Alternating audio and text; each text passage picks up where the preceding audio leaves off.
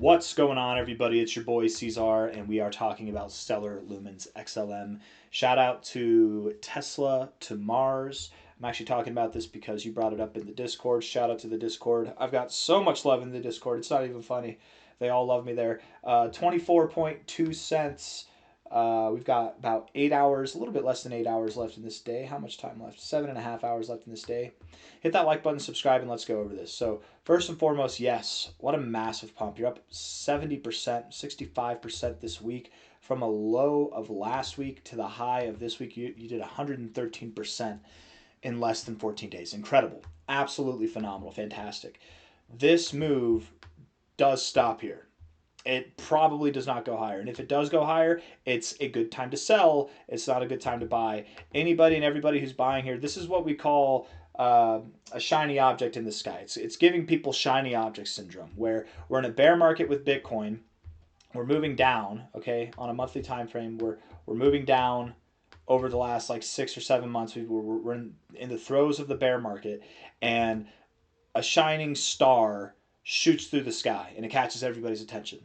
Most altcoins are down here. They're down here. They don't have a shining star in the sky. They're down here. They're wishing that their coin pumped, but it didn't. And so what do people do? They're bored. They've been holding a coin that's been moving sideways for months now. They see a coin like this and like, I have the bright idea. I'm going to sell my coin that's down here and buy the coin that's up here. That's what I'm going to do. And then this coin drops back down, and then it goes lower. And either way, if you held your coin that's down here or you buy this coin, either way you're going to lose money, but you're going to lose a hell of a lot more chasing the shining star. Don't get shiny object syndrome. This is likely a trap. This is likely just a liquidity grab. I don't care what the news is that's affiliated with it. It doesn't matter. High to low here. You went up to your 0.5 on the dot, rejected it. The 0.5 is not a significant fib level. But I like to say, when you find significance on the 0.5, you get significant moves. In this case, a significant move down. You're already down from the high. You're already down about 20%. And you're probably going to drop a lot more. XLM, Stellar Lumens, likely goes below these lows again sometime later this year. Okay, we're going to get into the short-term stuff. I just wanted to give you a debrief on what my overall expectations are. I would very much equate this move to what we saw back here. Now, during this week, did we go up higher the next week? Yes, we went a little bit higher. Yes, we did. Can we go a little bit higher than this wick? Sure, it's possible. But again, any higher prices from this price, let alone from the wick, it's just the cherry on top. It's the icing on the cake. It's the time to get out, not the time to get in. Okay. Congratulations to anybody and everybody who's been holding Stellar Lumens throughout this whole time. You're at a point where you're halfway through this zone. You're able to either mitigate your losses or capitalize on a neutral position, or maybe even some gains if you DCA'd and you bought the lows, or if you bought the low points here. Good job to any of you who seize this moment to sell. Okay. None of this financial advice. I'm not a financial advisor. But let's look at the 1 hour time frame and we'll zoom out from there. We'll see what the suspicions are. So first and foremost, it's the weekend. Reliable price action is not what I think of over the weekend, okay? And here, during Friday, we were pumping, but Saturday starts, that's where the top came in. There's a lot of volume selling off, not so much volume now because it's the weekend, so it's hard to get a good read on this. We look at the 1 hour time frame. Your RSI is giving us a bit of a downtrend, lower lows, lower highs, but you broke out there. You're in this bit of a lower trend kind of time frame. I wouldn't be surprised if you moved up again. I wouldn't be surprised if we did see prices that were back around 28 cents, 25 cents, maybe even above this. Maybe you do go above 30 cents, maybe. Some type of lower high, double top, or higher high scenario. Any and all of these scenarios could play out. But my assumption is that overall you're going to be going down. You're going to be dropping off. Most of the volume came on the selling off part here. The RSI is taking a bearish shape. You look at this lower low, lower high dynamic, and yes, you broke through it here. I'm not going to draw a lower high over here. I would assume that you move up, you get another lower high, maybe even move up to this overbought zone. Perhaps this line is not drawn appropriately. Somewhere in this area you find resistance, and then we continue to move down. And it will likely be once you're oversold that you really start to see the selling off. Yes, this was a bit of intense selling pressure here. Yes, it was. But when you get oversold, that's when the real selling off will happen. You're probably going to give a lot of this move back in a very short amount of time. The MACD is bullish overall. You've got a little bit of bullish divergence forming its head. That's great. So again, just the idea that you move up here, you get either a double top, a slightly lower high, a slightly higher high. I think that's in the works. You look at this here on the RSI, on the 4 hour time frame, and we do have higher lows here. You're right at the area where you'd expect to bounce. Again, maybe a little bit lower first, but you're right in this area where you might expect to bounce.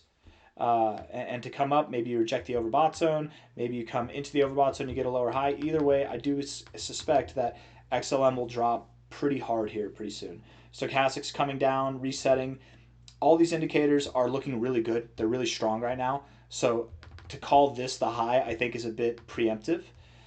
I do suspect that this could be the high. I would not be thrown off at all if we went a little bit higher. I certainly would not change my opinion if we went a little bit higher. Go to 36 cents. I don't care. You're still going to find resistance. You're still going to go lower. This was right at the 0.5 though. This was right at that 0.5 from your cycle high last cycle to the low that we had in February. This was right there. So that it's very possible that that is the high. It's just too early to say at this point in time. The MACD, very bullish. Everything's very bullish on the 4-hour time frame. You look at the daily time frame here, overbought. It's a bit of a reversal candle there if I've ever seen one. Quite a bit of volume too today for a weekend day. That's a lot of volume. Yes, we had more volume over the last 2 days, but that's still a lot of volume. I mean, this candle alone, in comparison to any of these candles, it's a tremendous amount of volume coming in at the top. Okay, stochastics are overbought, RSI is overbought, MACD. The MACD is probably not really that helpful here, honestly. Probably come down. You probably come down in time, right? Maybe we dilly-dally a little bit up here, but in time, I suspect you will see a movement that more or less equates to this retracement. If you see a higher high, then these numbers will be slightly varied. If it's a higher high than that, these numbers will be slightly varied. But going off the idea that this is the high, I would expect that we make a quick plunge down to the golden ratio, down to about 18.6 to 17.6 cents. We find support at prior resistance, and we'll come up. We'll find resistance in the form of a lower high, however it looks, and you will continue to move lower. Continue to move lower. For now, I would stay the hell away from this thing. I wouldn't be going long here. I wouldn't be going short here. If anything, if I had a long-term position for XLM that I was holding, this might be a good time to de-risk, to take some money out.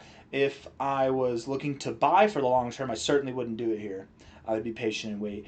I thoroughly believe, 100%, that XLM will see lower lows than what we saw here.